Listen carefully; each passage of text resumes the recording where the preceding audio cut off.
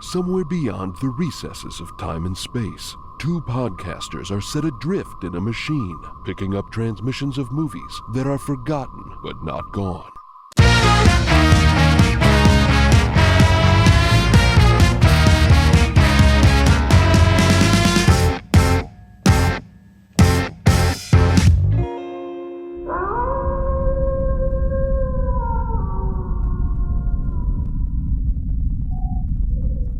I think that a thing that I realized watching this movie that I've wanted for a long time is for character actress Margo Martindale to be angry at me. Because... Okay, a new kink arising here. It's not a kink. Why does everything have to be pervy and horned up? Why must it be that? I just, like... In this movie, she plays one of the two hospital orderlies when they put Annette Bening in the Arkham Asylum ass cell. And Annette Bening is freaking out and screaming and throwing shit around and demanding to be given a phone. And Margo Martindale goes storming in there with this other orderly and is like, "You can't do that. You're under our care now. You need to go to bed." And just like... Every time I see her in something and she's being stern and mean and giving orders, she has this just like no nonsense look in her eye. She's just great. She's so great at being mean to people on TV. I love to see it. Dare I? The waters I've treaded with this realm has historically not gone well. Okay. So what movie was she in 2004 that was at Sundance? Or did you see Margo Martindale at your apartment complex because you saw a woman with dark hair over the age of 50? I saw her at the Four Seasons checking in for a junket. Okay. And she was entirely by herself, and I was standing at the counter next to her while she was checking in, and the concierge, I guess, walked away to check on something, and we didn't have like much of an interaction outside of just looking at each other and acknowledging each other's existence, but she had a very polite demeanor about her. Oh, okay, so what you're saying is my dream of her being mean to me is unlikely to happen because she's so nice. In real life, yes, right. Wait, what's a polite demeanor, though? Like, how did you know from just, like, looking at her? I guess, like, being from the Midwest, like... You in LA, like you when you see a celebrity, there's the downward or the 1,000-yard gaze that you never actually make eye contact with anyone, even if you're in public and you're just like, you've got your line of vision that you're following, and no one can distract you from it because the second you make eye contact with someone, you're going to be pulled into an awkward interaction. Yeah, exactly. She had this kind of Midwest politeness about her where like it would have been weird for her to not acknowledge that someone was standing right beside her. And so we just like, and it wasn't even like an effort on her part to like, oh, I'm going to, make an effort to acknowledge you. It was just like, she was a human being in the world and looked to her left, saw me, made eye contact, and she just like had a, she didn't like smile big or anything, but it was just kind of like, oh, hey. Oh, okay. That's good. We are two people here standing at this hotel desk. Wow. I mean, look, I think it, and under other circumstances, I would reduce this down to like, you're telling me a story about a celebrity looking at you, but because it's Margo Martindale, and I would love it if Margo Martindale looked at me, I'm not even mad. I think that, Landen, you were justified in telling that story. Thank you. Wait till I get to my Richard Jenkins story. You were the Americans in telling that story. I don't even know what's happening anymore. She was on. She received 4 Emmy nominations for her role on The Americans. I get it. I understand. Okay. Oh, okay. So you do understand what's going on. So you were lying to me. You were using deception, much like they do on the TV show The Americans. That's also a show, by the way. The Americans is a show where they wear wigs in almost every episode, and maybe that's how I became wig blind. I watched The Americans at an impressionable age, and it blew me out. Duped so much. There's a moment when Annette Bening is having a vision of, I think it's when they're scuba diving for her daughter specifically. God, so much fucking scuba in this movie. Why? But the camera kind of pushes through the water into this upper window of a church, or maybe it is the room of Vivian when he was a kid. Doesn't matter. But Yeah. as it's moving through the water near this building, they took the time and effort to animate computer animated fish. Oh, those were computer animated fish. And I'm wondering if they had to like rush it, because these fucking fish look like they were out of Monty Python's The Meaning of Life. Oh. Good morning. Good morning. Yes. Yes. Yeah. I'm the audience talking back to the TV screen. Yeah, the everyone like starts throwing beer bottles at the screen when the talking fish come on in Meaning of Life. Okay, when you said badly done 90s CGI fish, I was thinking like like that screensaver where the fish are all going back and forth, and then one of them like eats one of them. I guess I do. I guess the fish didn't make a huge impression on me. But like, are they? So they were just like, we need to get fish in here, but we don't have any actually on set, so we're gonna. Well, it would have. Why would you put fish in the Titanic tank? Like, that's just not feasible. Like, you could do CGI fish, I think, pretty efficiently for something like this. They sank an entire replica of the Titanic in the Titanic tank. Don't tell me that fish aren't feasible. It's in the ocean. That's where fish live. I'm saying, well, you have, okay, how can you, these are questions I don't have.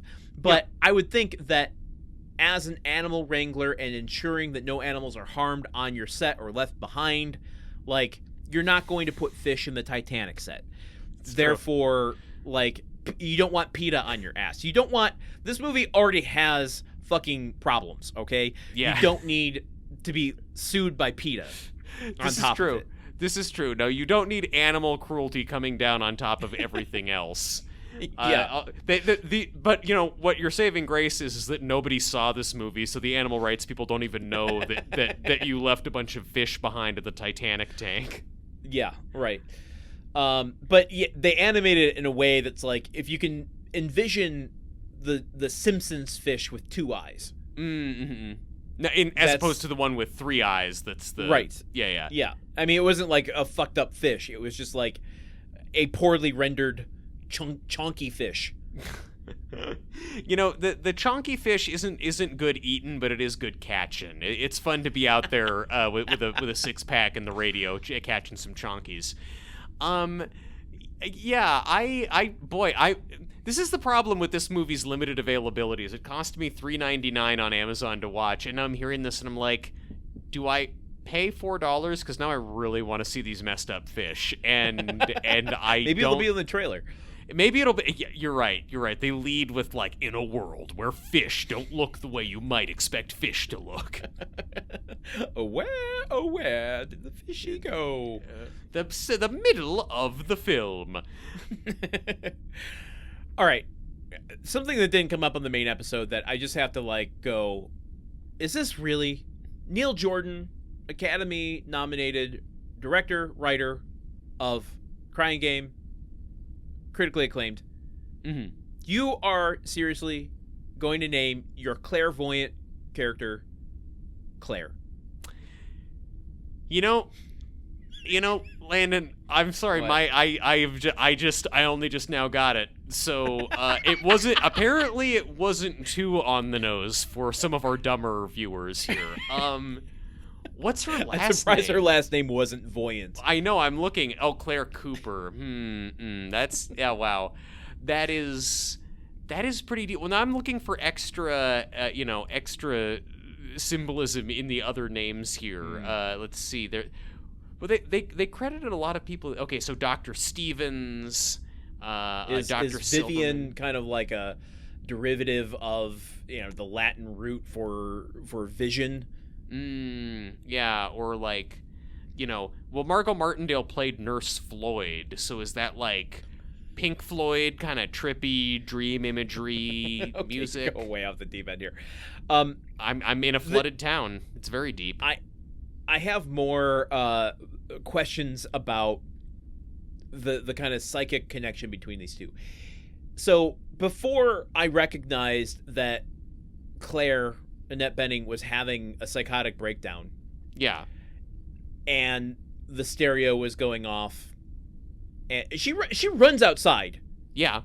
To stop. She doesn't press stop on her own boombox. No. She picks it up and slams it down, just smashing to bits her own boombox because it started playing songs.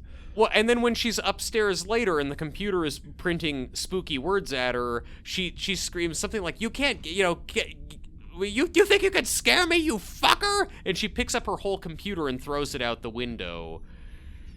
Which, I mean, is the right response to a computer. I think you should be gentle with the boombox, but throwing your computer out the window can only yield good results. Before I realized that she was having a psychotic breakdown, I was like, is Vivian a poltergeist? Oh. Can he affect technology? Yeah. How does this work exactly? If you were a poltergeist, would you fuck with the computer, though? Would that be the creepiest thing to mess with of someone's? I mean, it's part of the tapestry. Yeah, I wouldn't ignore it. Would it be my prime poltergeist activity? Probably not, but I mean, it's just like all his haunting really does. It's not like I can see scarier shit on my computer screen just if I if I click one of those weird affiliate links at the bottom of a CNN article, like like this is like it's a black screen with just the text coming up and that dumb nursery rhyme he keeps reciting. Yeah. Like he's not really doing anything that scarifying. He's not using the tapestry well. That's true. The other thing that got me thinking was like when earlier in this movie, before, well, I guess it never really fucking resolves itself, but I was like, okay, he's affecting her dreams. Like, there's the moment explicitly when her and her husband are getting it on, and she has a quick flash of Robert Downey Jr.'s mouth biting her mouth, like she's envisioning him kissing her, and he bites her lip, but then in the real world, she is biting her husband's lip and like almost tearing it off. Yeah. And I'm like, okay, he's clearly entering her dreams or her visions with intent. Yes. As someone who could do that, what is that process? How do you know the psychic link has finished? Is there like a notification noise, like a pairing ding? It is one of the ICQ sounds. Uh-oh. You are now paired with your victim. Like, yeah.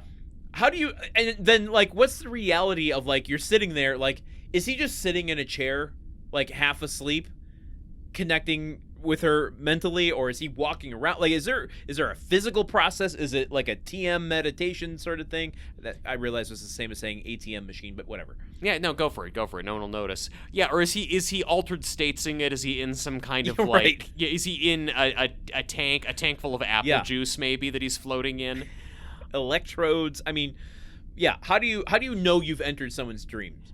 I don't know. I get the impression he's not walking around and doing stuff when he's in these dreams because it doesn't seem like he has much to do in his day-to-day anyway. I feel like he can be lying around half asleep doing it. I don't know. Yeah, I just wonder if is it like pairing a Bluetooth device with your phone or something where it doesn't always take right away, or like he inadvertently is infecting the dreams of someone's printer across town and he has to like forget devices and start again. Yeah, it's like recording a podcast and then forgetting that you didn't press record at the beginning. It's like, God damn it, I went through a whole vision and it was never even transmitted to her. Yeah. Meanwhile, some person across town is like, well, my boombox started playing "Don't Sit Under the Apple Tree" with anyone else but me. That was weird. I don't know why that happened. I was hearing some nursery rhyme in my head about like someone's daddy being a dollar. Whatever, fucked up stuff, I guess. I'm gonna pull the bottle of alcohol out of my coat, do a double take at it, and throw it away to signify that I've been sobered up by the experience. Oh my God! Should we play the trailer game for In Dreams? I am very eager to see how they promoted this movie. Me too. It seems like everybody was just trying to forget. So Truman and I have watched the movie In Dreams, but we have not watched the trailer. So we are trying to guess what they're going to use from this film to market. And get people into the seats. Yeah. I'm going to just start with a question. I'm going to admit I don't have much for this because holding individual moments in my head is difficult. It's tough. But do you think this is going to be a trailer that uses footage that's not in the movie? Yeah. Yeah, it is. This seems exactly like the kind of thing this movie would do. Yeah, I think so too. There's no knowing what that would be because we don't know what was filmed and not put in the movie, but I'm willing to hang a point just on that concept. Yes, so, okay, yeah, I like that. Footage not from movie. The problem, of course, is that we were having such a hard time holding imagery from the movie in our head that we don't know what we've seen and what we haven't. Footage... That's true. Not from movie. We're gonna get, I think, we're gonna get a lot of cop stuff of, like... Okay. The helicopters and the convoy of police cars going to the Apple factory at the end. Dude. Okay, it took you saying that to unlock, like, we're in 90s mode. Mm-hmm. So, like, the dock scene when she's finding out about her daughter, like, but it's not going to be played out.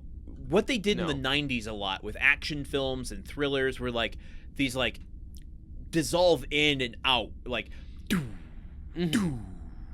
Yeah.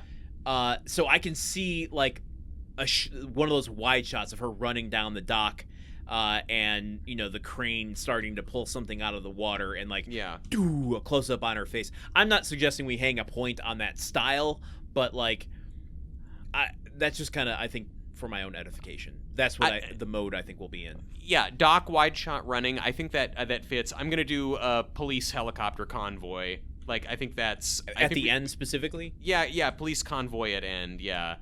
Okay. And I mean, honestly, I think I would also hang a point on her and the other cops in the search party, with the flashlights looking around for her daughter, because that sets up stakes pretty quickly. The search party, yeah. Yeah. I mean, would you agree? Yes, I would. In fact, I'm gonna say they're gonna lean heavily on the serial killer killed her daughter. Sure. Storyline for this. Yeah. And if there's one thing we've learned, we almost got through this whole setup without talking about reminiscence. When we were talking about sensory deprivation tanks, I could have said butt juice, but I chose not to. You could have. And what is a reservoir filling an entire village, but an entire reservoir of butt juice? No, that didn't really work. What is a town being turned into a reservoir except the tears of a million dreams flooding into Jesus fucking Christ, the bathtub of a my point being memory. What we learned from Reminiscence is if there's an underwater shot, it's going in the trailer. So I think because they're going to hinge this on dead daughter by serial killer, we're going to get at least one of the shots of her seeing her daughter underwater and her daughter saying, "But Mommy, I want you to come home with me, Mommy." Have I joked already that ACAB stands for All Children Are British? Because if not, I want to cash that one in now. Underwater Daughter. Underwater Daughter is a good name for a movie, by the way. Yes, it is. I don't know what it's about. We'll figure that out later. It's about a fucking couple that can't have kids and adopt a mermaid. Oh my god, it's The Odd Life of Timothy Green meets Splash, I guess. And the best part, Landen, because their daughter lives underwater, so much scuba. Like, most of the movie is scuba scenes. I'm gonna hate it. Oh my god. So I think the beauty of the underwater daughter moment is that's one of the more powerful and evocative moments of dreamish imagery we get in this. Because I don't know what other, unless there's other unused dream footage that we're getting in this, I don't know that any of the dream stuff is good enough for a trailer. Yeah, agreed. I mean, no. We will get one more shot of the very first image of her seeing him leading the girl by the hand through the orchard. Okay, dream girl by hand, yeah. And I think I don't know what moment to hang this on. This is my last guess. Okay. I got two. There's two more things. One is specific and one is vague. The specific one is there's like one clear shot of Robert Downey Jr. turning from darkness, close up. You see that blue contact lens and the psychotic look in his eyes, the long hair. Like, I don't know what kind of context that's going to have, except to show, hey, fucking Robert Downey Jr.'s in this movie. Sure, yeah. They're not gonna do the 7 and keep Kevin Spacey a secret from people. The other one I have is we have to see. Well, is there a car chase? Oh, the car chase looks pretty dope. We're gonna get like a shot of the two cars racing along because it's the detective chasing her when she's speeding along the road. That could lead into the vision of her daughter. Yeah. I want car chase point. And then the vague one that I was trying to think of is like, how do we bring in the psychiatrist?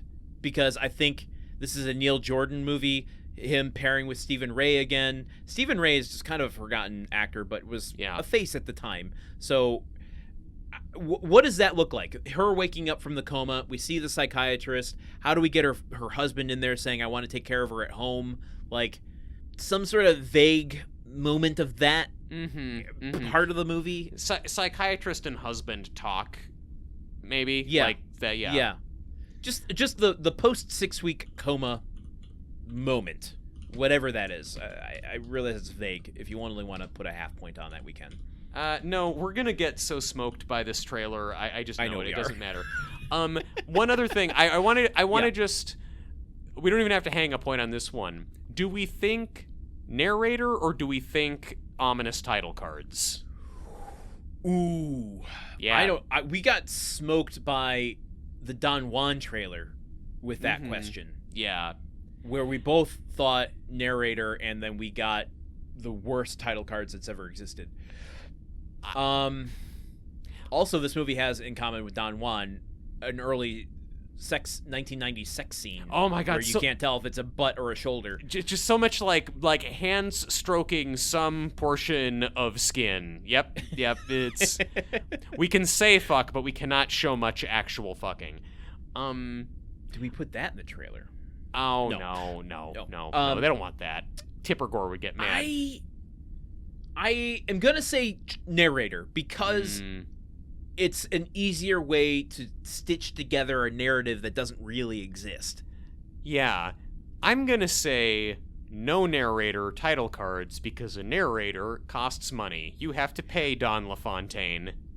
I completely agree with you, and in fact, I'm gonna go so far as to say the title cards we get are gonna be like not telling a story. I think they're just gonna be like words, like not love, this word, but like betrayal, dreams.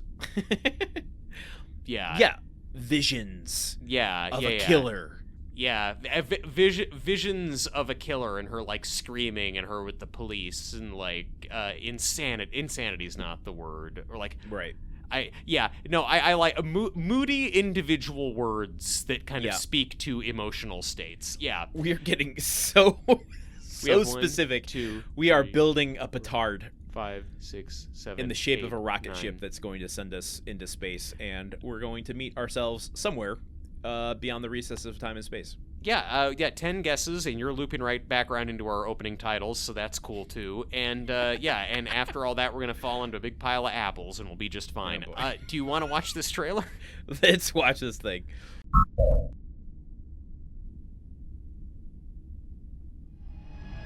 DreamWorks. Uh-oh. You gonna say you're sorry now? Never knew my dad. Mom was Whoa. all I had. Start with the mother imagery. Water imagery. Abandoned. Oh, narrator. A boy. The narrator doing fragmented. Yeah. This is. Interview with the fucked up vampire music. we didn't talk about. Oh, and that's footage we didn't get, I don't think. About your dreams. No, we didn't get that. The little boy in a drowning room. Footage of Robert Downey From Jr. your childhood? sitting up in It's bed. not from my childhood. It's from somebody else's childhood. Whose? Wanna come over to my house, Claire? Here's the mystery. I know you've been dreaming about me, Claire. That haunts her heart. Wait, that. He's feeding me dreams bit by bit. And I've been Oh, maybe we dreaming did of get that. you. Okay, sorry. Maybe he's lonely. When I knew there was a dreamer out there like me, I wanted her to be my family. He's in my head. She sees his crimes. A dreamer. Is that? How many has he Oh, killed? some Before scuba. they happen. I know there'll be more. You think you can scare me? You think you can scare me? Have Oh, you a little bit of the considered search that party. What she's saying might be true. Okay. I don't think my wife is making this up. Get out of my brain. Get out of my brain. Get out Ah, of the my brain. computer stuff. Leave me alone! All I wanted was a family. He wants to stop. He wants me to stop him. Sorry, I am What's happening, Claire? I drifted. fascinated by It's this. going to happen. The man I love. What Whoa, happens to him? black and white footage of her husband. I can live with that. Ah, Just- oh, apple drop. Black Oh. and white is because they couldn't show blood in a trailer. Oh. I like Okay, Benny. choppers. How do you know me? Robert Downey Jr. I'm not telling. Scuba. Car crash. Apples. Well, that's not the car crash I was. Oh, there's that's the car crash. Yeah, that's the one. You don't have to sleep to dream. In Dreams. Okay. Huh. Huh. Well, that That was the happened. trailer. We got totally smoked by that Yeah. trailer as advertised. Was there was no underwater daughter, no dream girl being led by the hand. No. No, there was a lot of Robert Downey Jr. They promoted heavily on him. Could have guessed that. Yeah. I don't think Because in 1999, I think he was the bigger name than Annette Bening. I suppose. Which, boy, man, what a rug pull for the audience. Like, I'm going to see a big Robert Downey Jr. movie, and then it's mostly Annette Bening freaking out, and then a little bit of RDJ at the end. Would this have gotten you in the theaters? Honestly, this might have. If I were like the age I am now in 1998, I would have seen this and thought, oh, kind of like Silence of the Lambs, that movie I love. Kind of like Seven. Yeah, it's I like this movie. This trailer gives away kind of the whole movie or like like you don't learn in the movie that Robert Downey Jr. was locked up by his abusive mom in the flooded town until like the last 20 minutes Yeah. of the movie, and the trailer is like, hey, listen, guys. Yeah, and the trailer also, probably to its credit, buries the lead on him being a child killer and the fact that her daughter dies. Yeah. Which makes sense when you're like, we need to recoup some money on this movie. Yeah. So let's not include anything that is somewhat taboo or objectionable to any audience members. And they used so much of the Annette Bening lines that you're hearing in that, and that we were seeing in that, is like from one of the later scenes where she's actually showing some initiative for one of the only times in the movie. So where she's talking about, I have to find him. He's trying to like get me. He's trying to stop me. Like, that's not representative of what her character is doing most of the time. Most of the time she's just going like, oh. So that they cut it around this thing that makes it seem like she's actually trying to like investigate this thing rather than just be tormented by it. Something that the movie legitimately needs and Yeah. does not have. There was a line in there where Robert Downey Jr. says, I knew there was another dreamer out there like me, which I don't remember being in the movie. I'm not saying it wasn't, but brings up more questions for me of like, was this intended to be like they both have the shining and could speak to each other that way? Like, I feel like that's kind of more what it's indicating than what we got in the movie. Yes, it is pushing more for like there's something that connects them, and she's going to figure out what it is, and we the audience never figure out what it is. To tell you the truth, that just gave me an idea for a story, and I was going to say it out loud, but I'm not going to. I'm going to save that one for myself and write that story. Keep that shit to yourself, and maybe one day you will publish it, and then Neil Jordan will do an adaptation of it that bears no resemblance whatsoever to the original material. He'll do a podcast about forgotten short stories. Oh man, that is a bottomless well. Forgotten short. People don't even remember a lot of good short stories. Yeah, and yours would be one of the best. What's our final verdict? I'm gonna guess 2. We got 3 out of 10. We got footage not from the movie. We got cop search party, and we got car chase crash. in retrospect, I think I want to take away the footage not from the movie. That shot of him sitting up, I think it's such a quick shot and so out of context because it comes from the epilogue of the film. Right, that, he's getting freaked out. Yeah, I bet that shot is in the final film and they just pulled it out and it seems new because it doesn't have everything around it. Yeah, I think the first thing, he's lying back on his cot and then he sees a spooktacular thing on the ceiling and he sits up. Yeah. Okay. Well, then we got 2 out of 10. Oh boy. Yeah. Well, in your dreams, I guess, if your dream was of acing the trailer game this week. Cool. Well, then I say we go on to our 5-4 and put In Dreams to bed. Ooh, man, that's the New York Post headline for this movie. But before we do that, why don't you hit the button and see where the machine is sending us next? All right.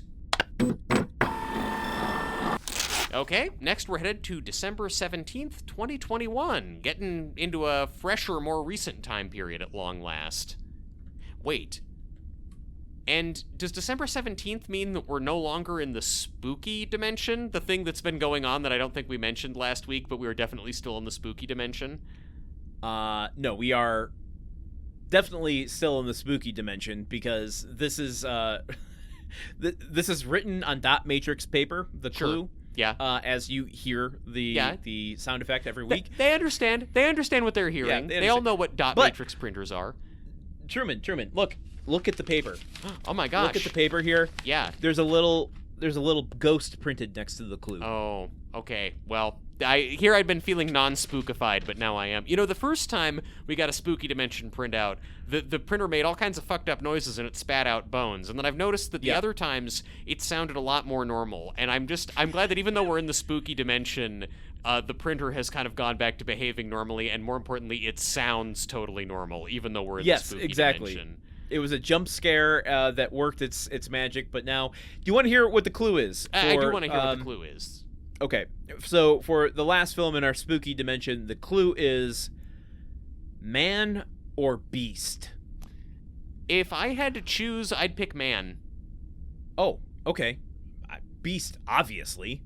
I don't want to deal with a beast. I have a hard enough time dealing with men. Oh, I thought it was what do we want to be?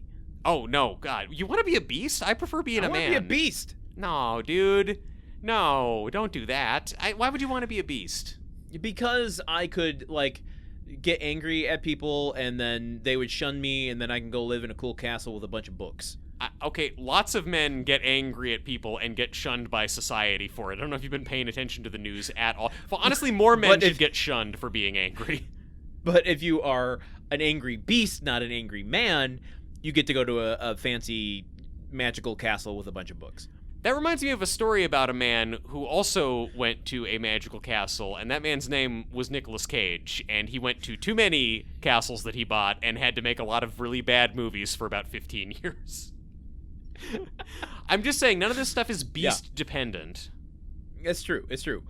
What year did the movie Beastly come out? Is there a movie called Beastly? There is a movie called Beastly. That's my guess. Is Mr. Beast a man or a beast? He's both. He's a horrible hybrid. Yes, when you combine a man and a beast, you get a man who can smile very broadly, but his eyes do not convey any joy or any feeling whatsoever. All right, well, join us here next week when we discover what man or beast we are dealing with for our next film. Until then, for Truman Caps, I have been Landen Solano. And for Landen Solano, I've been Truman Caps. Sleep well, because I already said sweet dreams. So good. Movie Memory Machine is part of the Gruntwork Podcast Network. Join our Patreon at patreon.com/gruntworkpod to keep the machine running. Theme song by Porky's Groove Machine. Rate us on Apple Podcasts or wherever you listen. For more information on today's show, visit MovieMemoryMachine.com.